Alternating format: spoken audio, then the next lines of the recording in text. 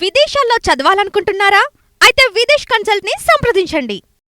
చంద్రబాబు నాయుడు గారు, నారా లోకేష్ గారి గురించి ఏం చెప్తారు? అంటే వాళ్ళు చాలా కష్టపడుతూ ఉన్నారు పార్టీకి సంబంధించి. ఏపీలో పరిస్థితులు ఏ విధంగా ఉన్నాయి ఆ పార్టీకి సంబంధించి? పుష్యమి నక్షత్రం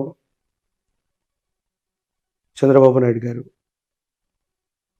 కొంతమంది హస్త నక్షత్రం అని అంటారు. వారి జన్మజాతకాన్ని అనుసరించి ఒకవేళ నా ప్రశ్నాశాస్త్రాన్ని అనుసరించి చూస్తే 2 సంవత్సరాల క్రితం చెప్పాను. 2023లో ఇబ్బందికరమైనటువంటి స్థితిగతులు, ఆరోగ్యపరమైనటువంటి అంశాలు, ఇబ్బందులు ఆయన యొక్క జన్మజాతకంలో కేతు సంబంధమైనటువంటి స్థితిగతి అధికంగా ఉండటం వల్ల కొన్ని ఇబ్బందులు, సమస్యలు, ప్రతిబంధకాలు ఇప్పుడు ఆయన జాతకంలో జరుగుతున్నాయి. కానీ నారా లోకేష్ గారి యొక్క జాతకం మాత్రం బాగుంది. చంద్రబాబు నాయుడు గారి యొక్క జాతకంలో మనం ఇందాక అనుకున్నాం, మారక దశలు, ద్వితీయ సప్తమ స్థానాల్లో ఉన్నటువంటి గ్రహాలు వాటి యొక్క దశలు వచ్చినప్పుడు మనిషికి మరణ సమానమైనటువంటి కష్టం వస్తుంది. వారి యొక్క జాతకాన్ని నేను అనాలిసిస్ చేస్తే 2002, 2004 మధ్యలో సప్తమ స్థానానికి సంబంధించి శనికి సంబంధించినటువంటి దశ జరిగింది, అంతర్దశ. అలిపిరి ఘాట్లో ఓ పెద్ద ప్రమాదం సంభవించింది. అప్పుడు ఆయన ముఖ్యమంత్రిగా ఉన్నారు, మన ఉభయ ఆంధ్రప్రదేశ్కి ముఖ్యమంత్రిగా ఉన్నారు. అప్పుడు వెంటనే వారు ఎలక్షన్స్కి, బై ఎలక్షన్స్కి వెంటనే వెళ్ళిపోవడం, ముందస్తు ఎన్నికలకు వెళ్ళిపోవటం, రిజైన్ చేయటం. ప్రాణం మాత్రం కాపాడుకోగలిగారు, పదవి పోయింది. 10 ఏళ్ల వరకే మళ్ళీ ఆయన అధికారంలోకి రాలేదు. మళ్ళీ కమింగ్ టు ద్వితీయ సప్తమ స్థానాలకు సంబంధించిన స్థితిగతుల్లో అలాంటి అంతర్దశలు 2023లో మొదలయ్యాయి. కొన్ని చిన్న చిన్న ఇబ్బందులు, వెంటనే అధికారంలోకి రావటానికి ఆయన మేధస్సు, శరీరం, ఆరోగ్యం సహకరించలేకపోవటం. 2028, నేను మళ్ళీ చెప్తున్నాను, 2028వ సంవత్సరం ప్రారంభానికి అటు ఇటుగా శ్రీ నారా చంద్రబాబు నాయుడు గారి యొక్క జాతకంలో ఇబ్బంది కలిగించేటువంటి దశలు ఉన్నాయి. ఆరోగ్యపరంగా కానీ, మరణ సమానమైనటువంటి కష్టాలు కానీ, తీవ్రమైనటువంటి ఇబ్బంది కలిగించేటువంటి గ్రహగతులు 2028 ప్రారంభంలో ఆయనకు సంబంధించిన వ్యక్తిగతమైనటువంటి జాతకం, నాకు తెలిసినటువంటి ప్రశ్నాశాస్త్రాన్ని సంయుక్తం చేసుకుంటే ఇప్పటికే ఆయనకు సంబంధించిన కొన్ని విషయాల్ని భవిష్యత్తుకు సంబంధించి నేను ప్రిడిక్ట్ చేసి చెప్పడం జరిగింది. మళ్ళీ కూడా చెప్తున్నాను, ఈ ఉభయ తెలుగు రాష్ట్రాల్లో, ఈ హైదరాబాద్లో సైబరాబాద్ సిటీ ఉంది అంటే, అత్యాధునిక సాంకేతిక పరిజ్ఞానం మన భాగ్యనగరంలో ఉంది అంటే ఒక గొప్ప అడ్మినిస్ట్రేటర్.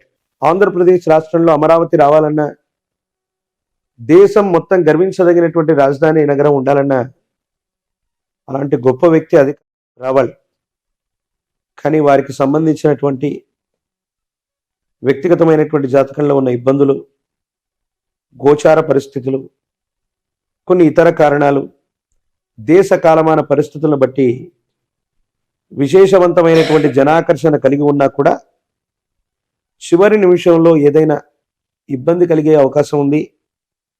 ఇక్కడ బీఆర్ఎస్ పరిస్థితి ఏంటి? కేసీఆర్ గారి ఆరోగ్యం కావచ్చు, కేటీఆర్ గారి లీడర్షిప్ అవ్వచ్చు, ఇకపై ఆశ్లేష నక్షత్రం, కర్కాటక రాశి, అష్టమ శని ప్రభావం ఒకటి కేసీఆర్ గారి యొక్క జాతకంలో ఉంది.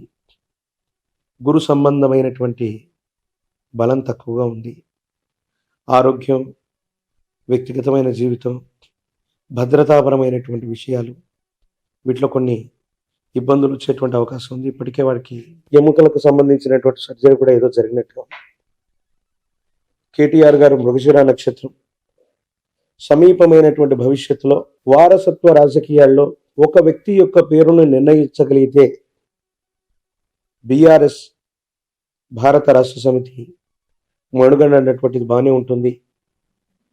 కానీ కేసీఆర్ గారి యొక్క జాతకంలో మళ్ళీ ఆయన నేతృత్వంలోని బీఆర్ఎస్ ముఖ్యమంత్రి లేదా మళ్ళీ మూడోసారి ఆయన అధికారంలోకి వచ్చేటువంటి స్థితిగతులు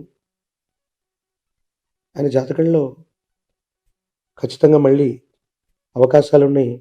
అంటే వచ్చే 5 ఏళ్లలో అని చెప్పలేం. ప్రస్తుతానికి రేవంత్ రెడ్డి గారి యొక్క నేతృత్వంలోని ఈ ప్రజాస్వామ్య వ్యవస్థలో సుస్థిరమైన ప్రభుత్వం ఉండాలని మనం కోరుకుందాం. కానీ ఏదైనా కారణాల వల్ల కేసీఆర్ గారి యొక్క నేతృత్వంలోని బీఆర్ఎస్ కానీ, కేటీఆర్ గారి యొక్క నేతృత్వంలోని బీఆర్ఎస్ కానీ ఈ 5 సంవత్సరాల్లో మళ్ళీ ఏదైనా అటువంటి అవకాశాన్ని చేజెక్కించుకునే అవకాశం ఉంది. అలాగే ఇదే కుటుంబానికి సంబంధించిన హరీష్ గారి యొక్క నేతృత్వంలో, హరీష్ రావు గారు, నాట్ ఓన్లీ బీఆర్ఎస్, ఆయన ఖచ్చితంగా తన జీవిత కాలంలో ముఖ్యమంత్రి పదవి అధిరోహించగలిగినటువంటి సంభావ్యత వారి జాతకంలో ఉంది. హరీష్ రావు గారు అంటే కేసీఆర్ గారి యొక్క కుటుంబం నుంచి 1 నుంచి 3 ముఖ్యమంత్రుల్ని, అంటే కేసీఆర్ గారు ఆల్రెడీ ముఖ్యమంత్రి అయ్యారు, మరో 1 లేదా 2 ముఖ్యమంత్రులు ఆ కుటుంబం నుంచి రాబోతున్నారు. బీఆర్ఎస్ భవితవ్యానికి ఎటువంటి ఇబ్బంది లేదు. టీఆర్ఎస్ బీఆర్ఎస్ గా మారిందనో, బీఆర్ఎస్ టీఆర్ఎస్ గా మారిందనో ఇది జరుగుతుందని చాలా మంది మాట్లాడుకుంటారు, అది వేరే సంగతి. హరీష్ రావు గారు, కేటీఆర్ గారు భవిష్యత్తులో ముఖ్యమంత్రి స్థానాన్ని అధిష్ఠించగలిగిన స్థితిగతుల్లో ఉన్నారు. కానీ హరీష్ రావు గారు బీఆర్ఎస్ నుంచే ముఖ్యమంత్రి అవుతారని నేను చెప్పాను. ఓకే. అంటే ఆ పార్టీ నుంచి బయటకు వచ్చే అవకాశం ఉందంటారు. అంటే దేశ కాలమాన పరిస్థితులను బట్టి, అప్పుడున్న అవకాశాన్ని బట్టి బాంబు పేల్చారు ఇప్పుడు మీరు. యాక్చువల్లీ బీఆర్ఎస్ ముఖ్యమంత్రి అవుతారు కానీ బీఆర్ఎస్ నుంచి కారు అని. అది ఎందుకని అనవలసి వచ్చిందంటే, కేసీఆర్ గారు భవిష్యత్తు వారసుడిగా కేటీఆర్ నే ప్రకటిస్తారు. ప్రస్తుతానికి ఆ ప్రధాన కార్యదర్శి అవ్వచ్చు, లేకపోతే అధ్యక్షుడి తర్వాత సమితి స్థానంలో కేటీఆర్ గారే ఉన్నారు. ఎవరైనా ముఖ్యమంత్రి అవ్వాలి అంటే పార్టీ నిర్ణయ ప్రకారంగా అధ్యక్ష స్థానంలో ఒక వ్యక్తిని ఎన్నుకోవాలి. అది శాసనసభకు అధ్యక్షుడు లేదా పార్టీ ఎమ్మెల్యేలన్నీ కలిసి.